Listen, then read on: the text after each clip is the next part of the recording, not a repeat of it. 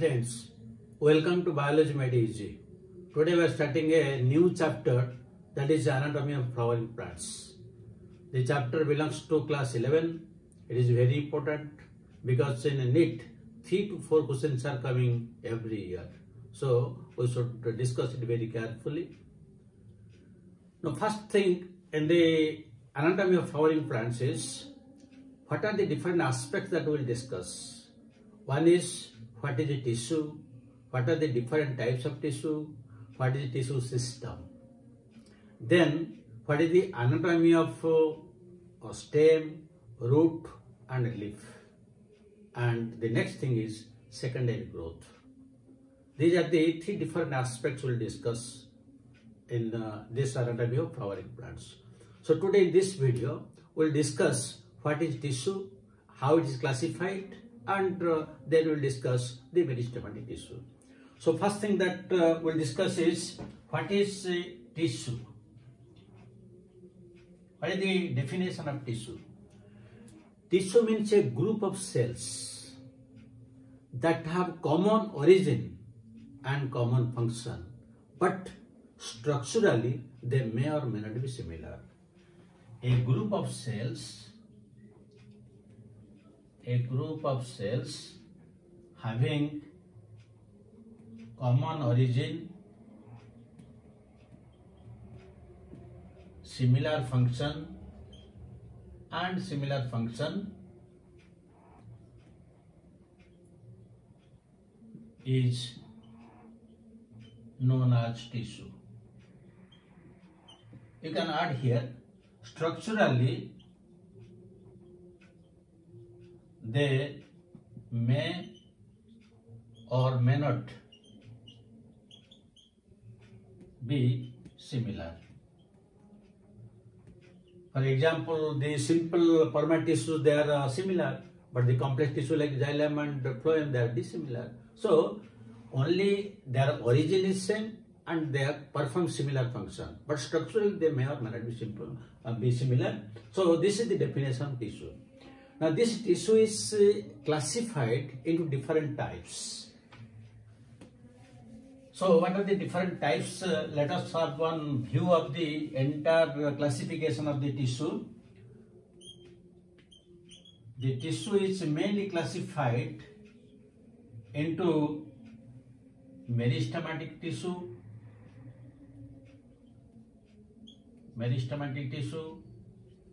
another is permanent tissue,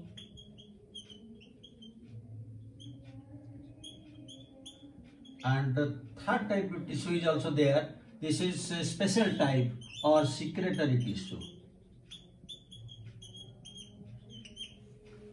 Now the meristematic tissue, it is again classified into different types, but mainly we will discuss 3 types here. So it is divided into apical meristem, intercalary meristem and lateral meristem. While the permanent is divided into 2 types. One may be simple permanent or the other is the complex permanent. Now this simple permanent tissue is again classified into 3 types. It may be parenchyma, collenchyma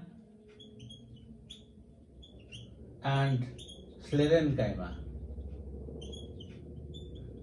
The sclerenchyma is again divided into fibers and sclerites, but that we will discuss when we will discuss sclerenchyma.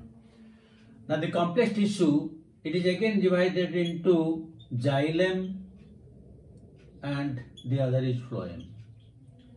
And again in the xylem and phloem there are 4 different types of cells are there. And the secretory tissue, it is also known as glandular tissue or secretory tissue. And what are the different types, what are the external glands, internal glands, all these things we will discuss when we will come to the details. So this is the entire classification of the tissue system. Let us start with the first one, that is a meristematic tissue. So first thing is what is meristematic tissue? Let us discuss what are the characteristics of this meristematic tissue.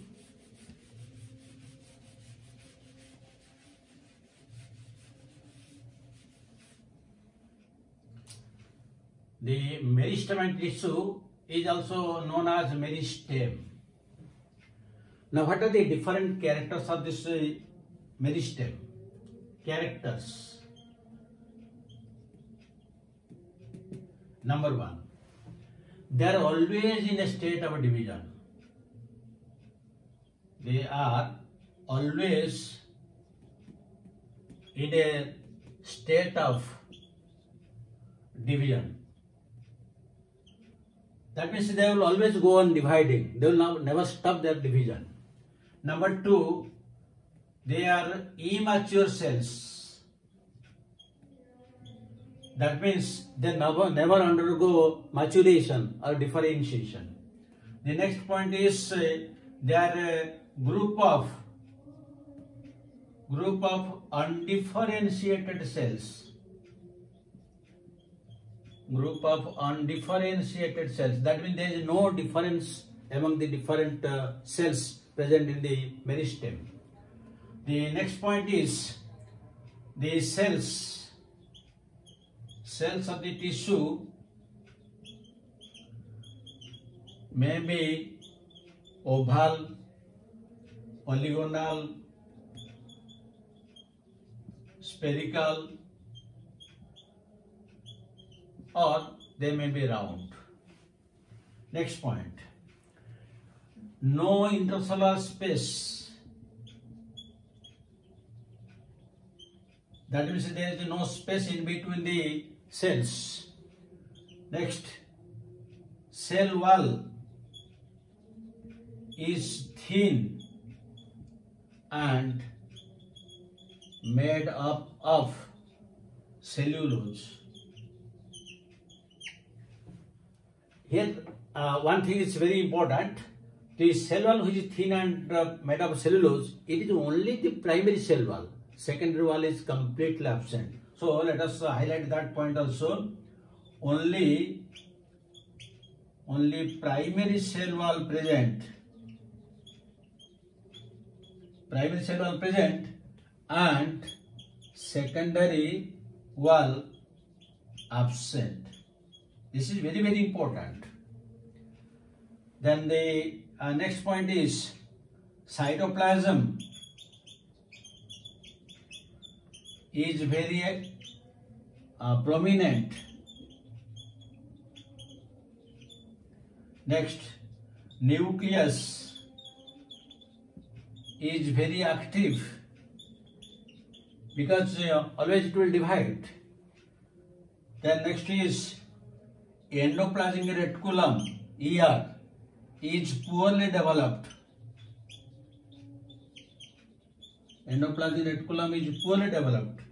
Then coming to the other points.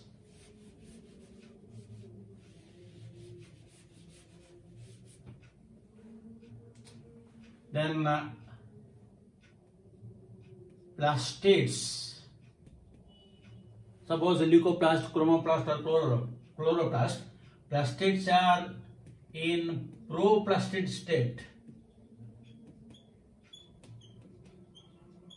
They are in proplastid state. Then next, large vacuoles absent. Usually the characteristics of plant cell is large vacuole, but here large vacuoles are absent. Only you will get very small vacuoles. Then ergastic substances. Ergastic substances. Ergastic substance means waste products. Waste products are absent. The next, the surface is to volume ratio. Surface to volume ratio is high because the cells are very small in size. That is why the surface volume ratio is very high. The next point is the karyoplasmic ratio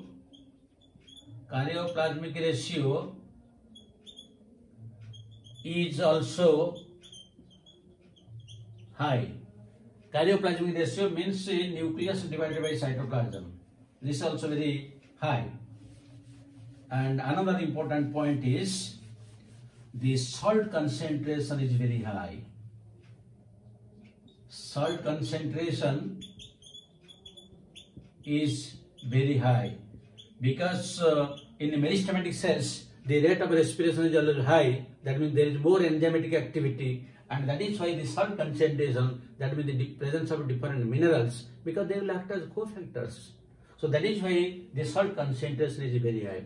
These are the different characteristics or salient features of a meristematic tissue. Now this meristematic tissue is classified into different types. In this scheme just we have discussed three types: apical, intercalary and lateral meristem, but here we will discuss some more ones. So the meristematic tissue can be classified into different types basing upon different characters. Let us take one character, that is on the basis of origin. On the basis of origin. So on the basis of origin, the meristematic tissue is mainly classified in two types. Number one is primary meristem, and the number two is secondary meristem.